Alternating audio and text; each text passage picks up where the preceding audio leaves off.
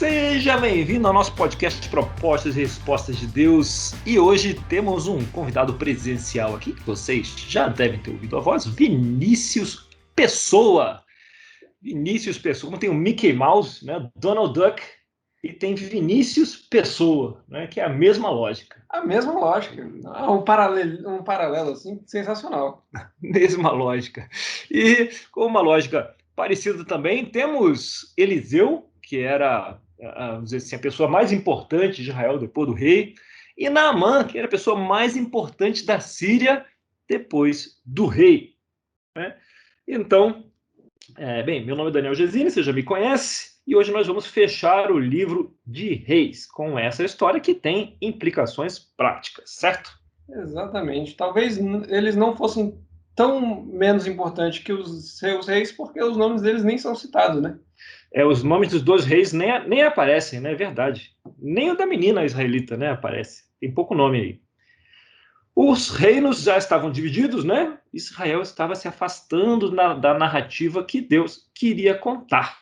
Então, na época de Acabe, Elias viu isso e, sendo o profeta em chamas, vendo aquela decadência moral, a idolatria, ele disse, foi para o rei e disse: não vai mais chover, escuta aqui. Então, não choveu mesmo, né? Ele era o profeta de fogo. Deus trabalhou com ele por um bom tempo, né? Escreveu boas páginas da Bíblia, né? Sim. Páginas muito interessantes as de Elias. Ele tocou fogo na Bíblia, em uns bons pedaços. Deus tentou, trabalhou com ele um bom tempo, mas Elias, no fim, né, com toda essa paixão, todo esse fogo, Deus deu um lugar de honra para ele, botou a medalhinha no peito, levou ele para perto, né? Sim. E ele sai de cena.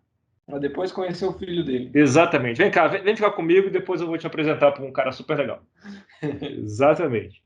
E aí Eliseu entra em cena, né, em 2 Reis 5:1. Por favor. Dessa vez uma voz não tão melodiosa. Sinto muito. Naamã, comandante do exército do rei da Síria, era muito respeitado e honrado pelo Senhor, pois por meio dele o Senhor dera vitória à Síria. Mas esse grande guerreiro ficou leproso. Esse grande guerreiro, essa é uma tragédia, né, na vida de qualquer pessoa na época. Pensa um diagnóstico forte hoje, né, um câncer, algo assim.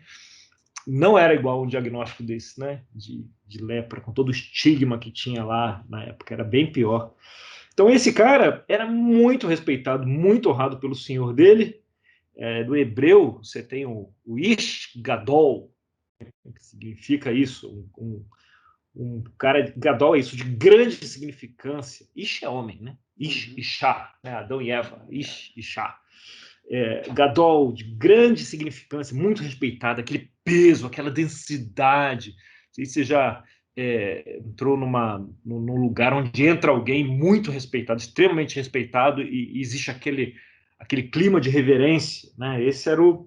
Era esse cara, era Naamã, cara de forma positiva, né? Se sente a presença dele aonde quer que ele entra, mesmo sem ser o rei. O problema é que esse cara está leproso. E é muito difícil ser um Ish Gadol estando leproso.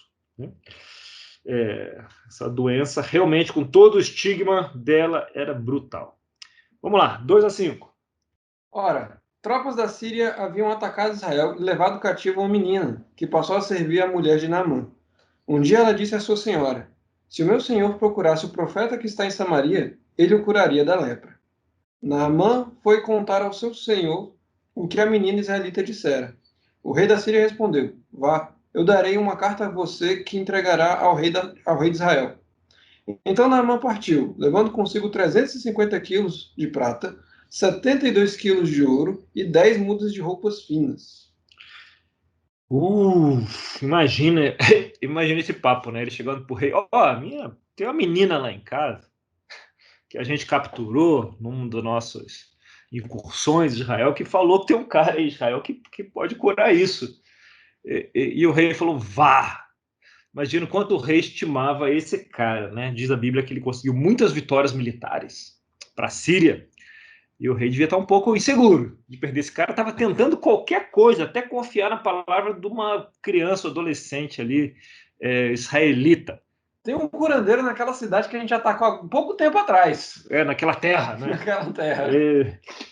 É isso aí. Vai lá, tenta aí qualquer coisa.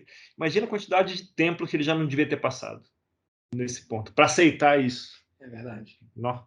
Então, aconteceu que ele recebe, então, a autorização para ir buscar esse homem de Deus. E quem seria esse homem de Deus?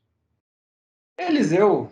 Eliseu, o discípulo de Elias, né? Então, e o rei não só o liberou, como falou, vai, mas vai com todo o equipamento, né? 300 quilos de prata, 72 quilos de ouro, que basicamente é 6 talentos, né? 6 talentos. 6 talentos de ouro. E aí ele. Assim, você imagina. Imagina o secretário de Estado americano chegando aqui quando vem visitar. Você tem batedor, moto, helicóptero, né, avião em cima e tal. Por onde quer que vá o secretário de Estado, é isso aqui que está acontecendo. Então ele vai lá com os camelos, né, os caras, os seguranças, um pequeno conjunto de servos, né? E, e você tem. E esse turma aí que está chegando em Israel, e eles vão até o rei. Uma missão diplomática com toda a pompa e circunstância. Muito bem. O que diz lá no 6 e 7? A carta que levou ao rei de Israel dizia: Com esta carta estou te enviando meu oficial Naamã, para que o cures da lepra. Assim que o rei de Israel leu a carta, rasgou as vestes e disse: Por acaso sou Deus, capaz de conceder vida ou morte? Por que este homem me envia alguém para que eu o cure da lepra? Vejam como ele procura um motivo para se distender comigo. Desentender. Ficou nervoso, cara, né? Ficou. Eu também ficaria. Recebe uma carta. Eu tô te mandando esse cara para que você o cure da lepra. Nos dias de hoje seria para que você o cure do câncer. Pro rei, né? E o rei. Acho que o rei da Síria não entendeu muito bem, né? Não, tem um cara em Israel que. Pô, um cara que tem esse poder deve estar na corte do rei, né? Deve estar do lado do rei. Faz sentido. E aí ele manda lá pro rei, né? E também tem que seguir as vias diplomáticas, né? Você vai com um cara que é secretário de Estado, é bom falar com o rei da área que você está indo. Mas o rei, quando recebe isso, não entende nada, né? Esse rei nem. Que rei é esse? É o rei que a gente não sabe quem é. O rei que a gente não sabe o nome. Tem uns 3 candidatos aí, né? Mas aqui não fala que rei que é esse.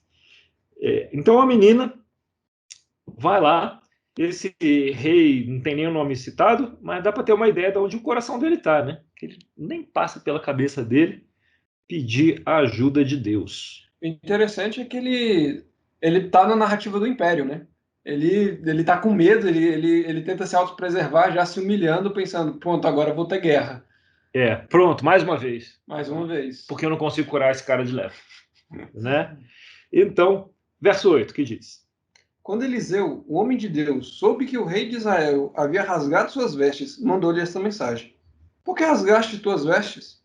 Envia o homem a mim, e ele saberá que há profeta em Israel.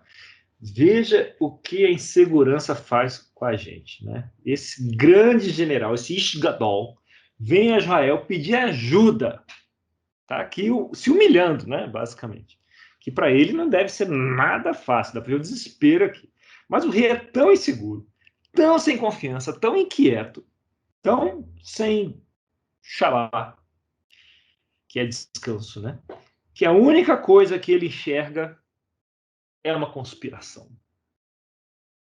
É uma armação para trazer problema. Se tivesse um termômetro para medir o nível de shalom dele, onde estaria, né? Então, o que acontece, de certa forma, conosco? A gente tem medo de ser ingênuo, de confiar nas pessoas, fica achando que tem alguma intenção por trás sempre do que as pessoas falam. Você conhece alguém assim? Ah, eu conheço. Geralmente eu vejo muito no espelho. Esse espelho é terrível, né? Então, chegamos então ao profeta, que ele é diferente, né? Ele fala, o quê? Rasgando as roupas? Manda esse cara para mim, que eu vou resolver esse negócio. 9 e 10, verso 9 e 10, o que diz? Então Naamã foi com seus cavalos e carros e parou à porta da casa de Eliseu. Eliseu enviou um mensageiro para lhe dizer: vá e lave-se 7 vezes no rio Jordão. Sua pele será restaurada e você ficará purificado. Agora pensa um pouco. Como que você imagina a casa de Eliseu? O grande profeta de Israel. Qual será o tamanho da casa? Qual será a pompa, assim? Será que... É um cara muito importante, Israel. Sabe quando eu imaginava essa passagem? Eu pensava que era uma casinha no meio assim, de uma colina, sabe? Sei. Com a árvore. Ah, Uma casa, não uma casinha, uma casa assim, normal, só que tipo, o terreno era grande. E eu imaginava o servo correndo até Naamã para poder falar com ele, atravessando toda essa colina para poder falar com ele. Claro que tinha um verde que não existia em Israel. na sua imaginação, né? Exatamente. Certamente não existe. É uma colina marrom. É uma colina marrom. É isso aí.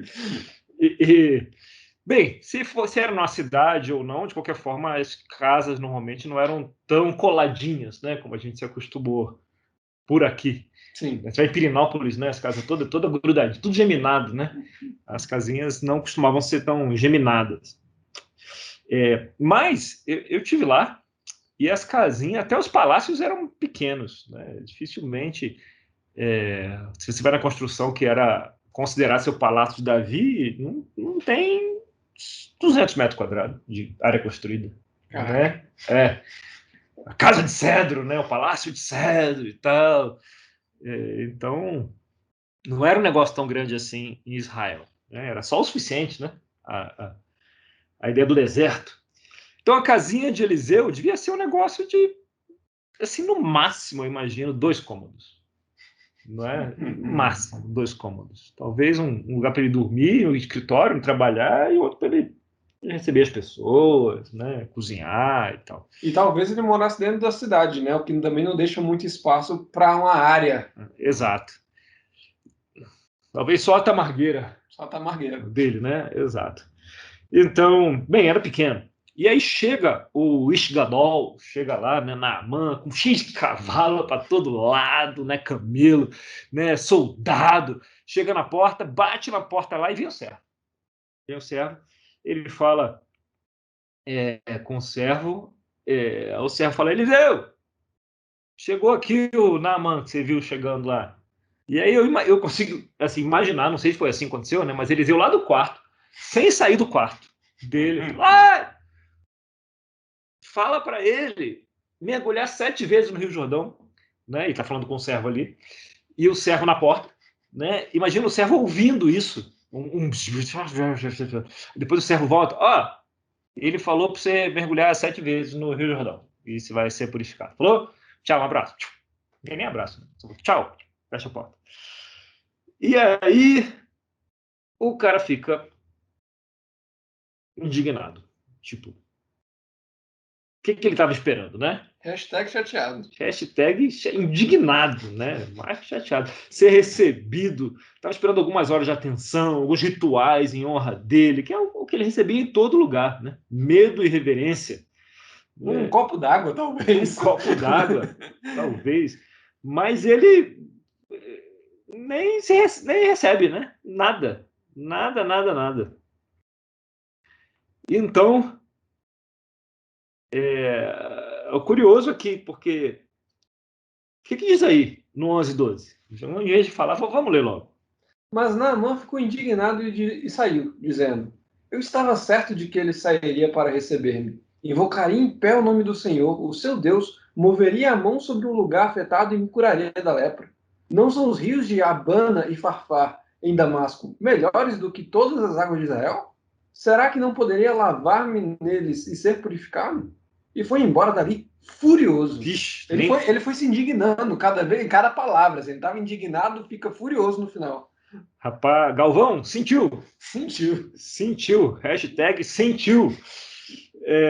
Ficou furioso. E olha, assim, se você pode botar aí Rio Jordão aí no Google Imagens para dar uma olhadinha. Cara, o Rio Jordão, ele é um rio muito mais famoso pelo seu impacto para Israel espiritual do que mereceria enquanto rio. Se tivesse uma competição de rios, o Rio Jordão não seria classificado nem para as oitavas de final. Né? Assim, se o Rio Jordão fosse na Amazônia, ele não teria nem nome.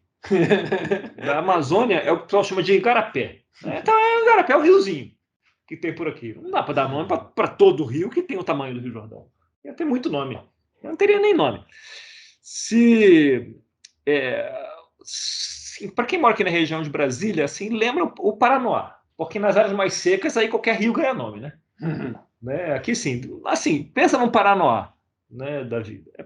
Seria mais ou menos assim, o Rio Jordão. Mas você não consegue imaginar o Paranoá porque ele não é relevante o suficiente para você já ter visto ou ter pesquisado. Né? Então, esse é o Rio Jordão. Se você imaginar ele com os rios da Síria, o Tietê, pronto, você já viu o Tietê? O Tietê é facilmente 4 vezes mais largo que o Rio Jordão. 4 vezes. Mesmo naquela área canalizada ali. Né? Claro que a largura não é igual em todo o tempo, mas na média é por aí. Então, comparar ele com os rios da Mesopotâmia, lá perto da Síria, com Tigres, com Eufrates, esse negócio não tem nem competição. Né? Então, Naamã, acostumado com a narrativa do Império, né? Força, poder, imponência, acha aquilo um assinte. Um assinte. Mas tinha gente um pouco mais sábia e humilde, né? Sensata. Sensata. O que diz no 2 Reis 5, 13 e 14? Mas os seus servos lhe disseram: Meu pai, se o profeta tivesse pedido alguma coisa difícil, o senhor não faria? Quanto mais quando ele apenas disse que se lave e será purificado. Assim desceu ele ao Jordão, mergulhou 7 vezes conforme a ordem do homem de Deus e foi purificado. Sua pele tornou-se como a de uma criança. Os amigos, né? Ainda bem que tinha um servo ali que ficou com a cabeça fria. Falou, chefe, então, já viajamos até aqui, né? Tem essa trabalheira toda. Então, custa ir até naquele córrego ali e confirmar que não vai acontecer nada mesmo? Né? Mergulha lá 7 vezes, a gente confirma que não aconteceu nada e a gente vai embora. Tá bom? Eu imagino o alívio que esses caras não sentiram, do tipo, quando eles ouviram, é só se lavar, nossa, ainda bem, eu pensei que eu ia ter que viajar mais um tanto de quilômetros para poder resolver isso. É só se lavar? Não, se fosse comparado com os outros deuses, ainda bem que ele não tinha que me sacrificar. Aqui, não é? Só se lavar é um alívio danado. Vou até junto, né? Então funcionou, né? Pele baby skin, né? Assim, acho que na deve ter inspirado várias marcas de cosméticos. O que diz aí em 2 Reis 5, 15 e 16? Então Naamã e toda a sua comitiva voltaram à casa do homem de Deus. Ao chegar diante do profeta, Naamã lhe disse: Agora sei que não há Deus em nenhum outro lugar senão em Israel. Por favor, aceita um presente do teu servo. O profeta respondeu: Juro pelo nome do Senhor, a quem sirvo, que nada aceitarei. Embora Naamã insistisse, ele recusou. E a ideia aqui, né, a tradição judaica ensina isso, é tipo, só confia e vá se lavar no rio. Só isso. Relax, confia, vai se lavar no rio. Né? Tem um ato aqui de fé, né? Ter a fé nisso e pronto. Naamã reclama, mas vai. O que também ensina um pouco sobre fé, né? Vai. Mas foi porque o outro falou, não importa. Foi. Não, foi, se lava no rio e a parada, tipo, funciona. Funciona. Então não é sobre o presente, não é sobre seus 6 talentos de ouro, é sobre confiança. Confiança em Yahvé. E aí, olha o que Naamã aprende. O que diz no verso 17 aí? E disse Naamã: Já que não aceitas o presente, ao menos permite que eu leve 2 mulas carregadas de terra, pois teu servo nunca mais fará holocaustos e sacrifícios a nenhum outro Deus, senão o Senhor. Caramba, como se diz, muita calma nessa hora. Naamã, o entendimento de Naamã aqui deu um salto. Não é? Sabe quando cai a ficha? Caiu um saco de fichas. Deu um salto. Naquela época, ninguém era monoteísta, nem boa parte de Israel. Tirando 7.000 que a gente viu na última vez. Exatamente, né? Nem a maioria de Israel era monoteísta nessa época. Então, ele fala que se você fosse num lugar, na verdade a cultura era, você ia adorar o Deus daquele lugar, daquela terra. Então, eles acreditavam em georreferenciamento celestial. Tinha a terra, de acordo com o GPS ali, tinha um Deus que era o dono daquela terra ali, e ele que era adorado ali. E Naamã, ele ultrapassa isso, né? O entendimento dele vai além disso. Mas ele tem essa âncora cultural, então ele entende ali que não adianta adorar nenhum outro Deus além do Deus de Israel. Aliás, ele já deve ter feito isso, né? Buscando lá a solução para o problema dele. Então ele fala, não, só vale a pena adorar Deus de Israel. É o único Deus que existe. Você tem aqui uma semente de monoteísmo no coração e no entendimento de Naamã. E por ter essa âncora cultural, ele pede essas 2 mulas carregadas até o topo de terra para adorar o Deus dessa terra na terra dele. Ele precisava ter um pouquinho de terra para ele fazer um altarzinho lá, alguma coisa, para ele poder adorar. Fazer uma embaixada. Boa, exatamente. Uma embaixada espiritual que respeitasse parte do georreferenciamento. Então ele tem aqui um pensamento teológico revolucionário, absolutamente. E, claro que ele leva um pouco de terra, ou seja, crê no monoteísmo aqui, né, e que vale a pena adorar somente Deus, que é incrível, mas leva um pouquinho de terra porque era a base cultural. Um passinho de cada vez, né, no entendimento. Ainda que não fosse necessário, ele ainda não tinha chegado lá. E embora tenha esse crescimento todo, Naamã está com uma pulga atrás da orelha. Ficou uma pulga atrás da orelha, né? Lavou, tomou banho, mas ainda assim sobrou uma pulga, que os 7 mergulhos não resolveram, que está lá em 2 Reis 5:18. Mas que o Senhor me perdoe por uma única coisa. Quando o meu Senhor vai adorar no templo de Rimon, eu também tenho que me ajoelhar ali, pois ele se apoia em meu braço.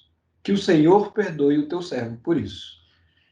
Então, por um lado, ele deu esse incrível salto no entendimento de fé, no entendimento espiritual de Yahvé.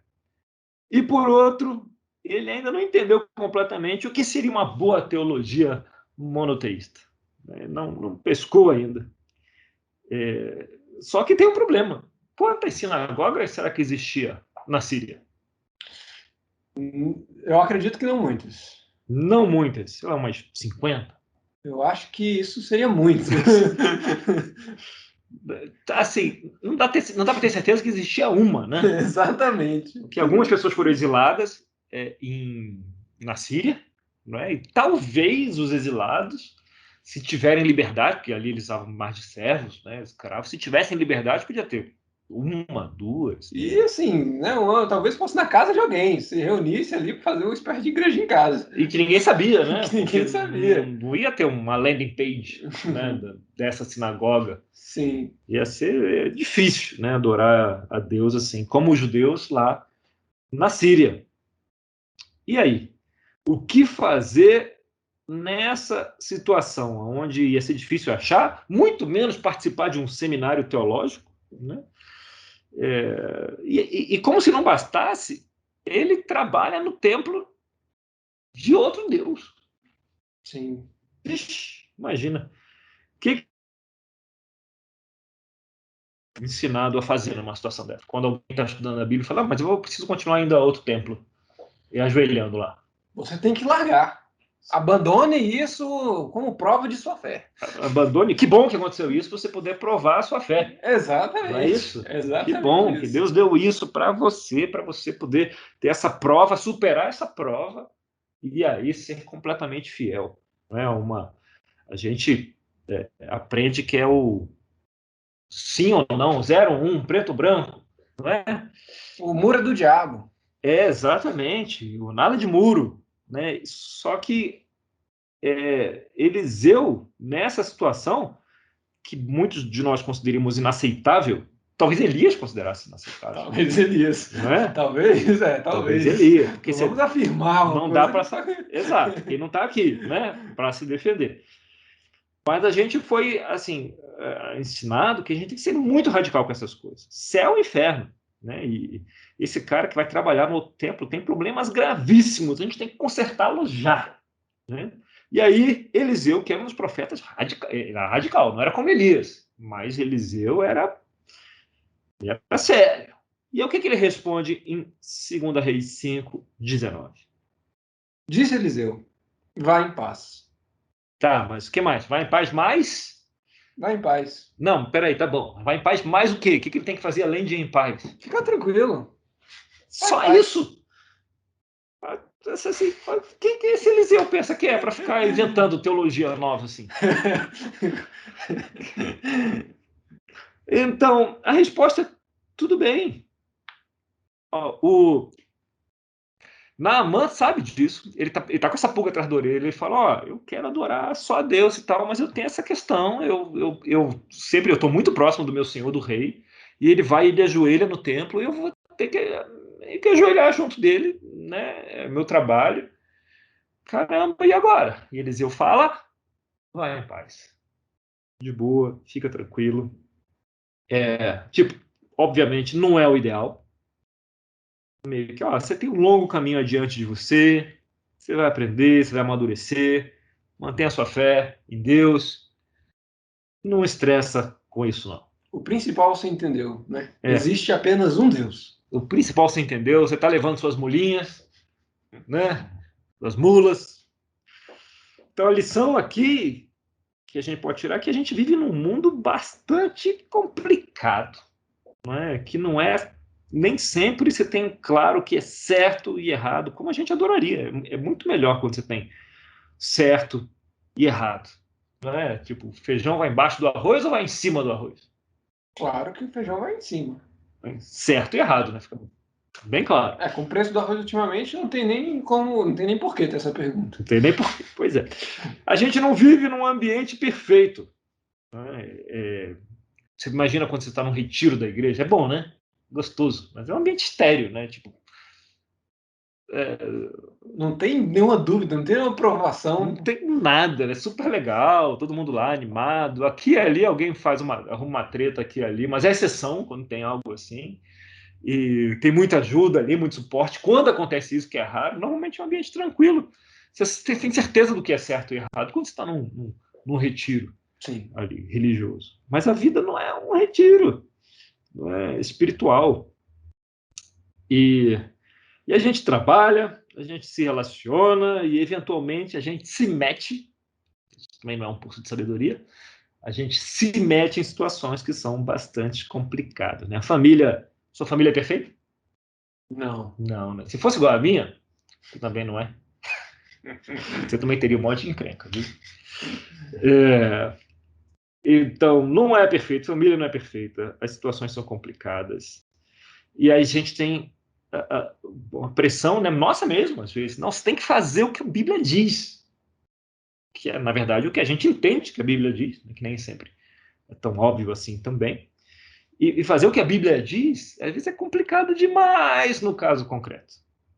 Então, nesse momento, que era um desses casos complicado demais, Eliseu diz para o cara, para Naamã, vá em paz. Às vezes alguém mais novo vem pedir, alguém mais velho também, né? Tanto faz, mas vem pedir conselho sobre uma decisão importante, e você sabe, eu falo o que eu acho. Né? E às vezes a pessoa, com sinceridade de coração, opta por outro caminho, que eventualmente é mais turbulento, na minha opinião, um caminho maluco, mas a pessoa tem toda a liberdade, né? E é esse, ok, né? Você vai em paz, tem liberdade. E esse vai em paz, vai com Deus, é relativamente recente até para mim mesmo. Isso tem menos de 10 anos isso. Eu me inclinava mais para Tiago e João, né? Prometendo fogo do céu aí para Elias. Então, Eliseu nos ensina esse vai em paz. Mas as turbulências estão aí. Né? Pessoas que amam a Deus têm uma longa, longa caminhada adiante. Elas vão amadurecer, elas vão descobrir, elas vão crescer. E é claro, quando o caminho não está também muito óbvio, né? Às vezes os conselhos estão aí também para nos ajudar. Quando o caminho está óbvio, a gente tomar decisões mais adequadas. Então, meus caros, orem a Deus, peçam conselhos, tomem suas decisões e Fiquem em paz. fiquem em paz. Um grande abraço. E, falando de paz, no nosso próximo papo, vamos falar de música, né? Vamos falar de paz, vamos falar de salmos. Se quiser adiantar algo, dá uma olhadinha no Salmo 109. É um bom salmo. Bom salmo, né? Grande abraço, pessoal.